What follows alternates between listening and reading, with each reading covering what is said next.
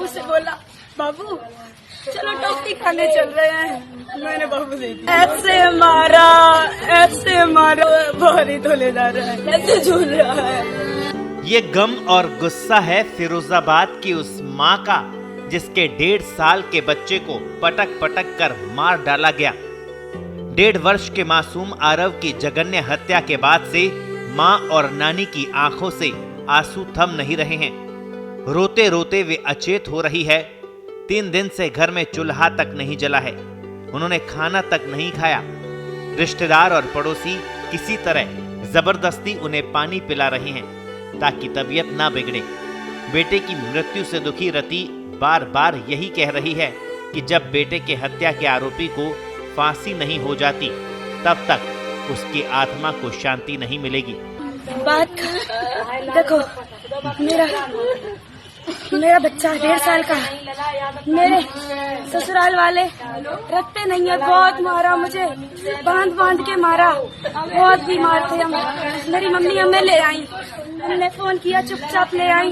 मरे की हालत में छोड़ा। फिर उनके बुआ का लड़का मेरे पास फोन करता रहा, हम रिश्ता देखते रहे, मेरा देवर है, उस जरिए से हम बात करते रहे। फिर बोला हम मिलने आ रहे हो, वो आया, उनसे बोला शादी कर लो, हमने कहा नहीं, मेरे पास एक बच्चा है ना।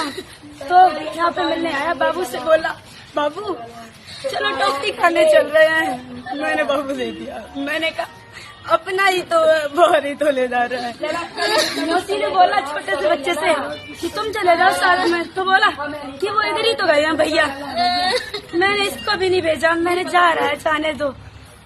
उसने ऐसे मारा मेरे बच्चे का पूरा गर्दन, ऐसे झूल रहा है।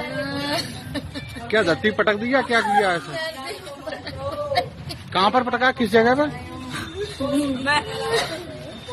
मुझे खुद नहीं पता। क्या नाम है उनका जिनने पटका है? विराज और जितेंद्र पाठक। ये कौन है आपके? मेरी बुआ सास का लड़का। अच्छा। उन्होंने हत्या की है बच्चे की? हाँ। आप उनके यहाँ आई थी? नहीं, हम अपनी मौसी के यहाँ आए थे, वो यहाँ पे ही आया था। उसने मेरे जीने का सहारा छीन लिया है, अब ऐसे जिंदा रहने का क्या फायदा। पति से दूर होने के बाद बेटे का चेहरा देखकर जिंदा थी, अब वो ही नहीं रहा तो किसके सहारे जिंदा रहूं। गांव बामई में रहने वाली रति शर्मा अपने 1.5 वर्ष के बेटे आरव, मां पिंकी शर्मा के साथ शनिवार दोपहर शिकोहाबाद की यादव कॉलोनी में रहने वाली अपनी परिचित पुष्पलता से मिलने गई थी। वहीं पर रति का बदायूं में रहने वाला फुफेरा देवर विराज उर्फ जितेंद्र पाठक आ गया। वो बच्चे को चॉकलेट दिलाने ले गया और सुनसान गली में पटक पटक कर मार डाला, जिसके बाद वो भाग गया। इस घटना से हर कोई हैरान और आक्रोशित है।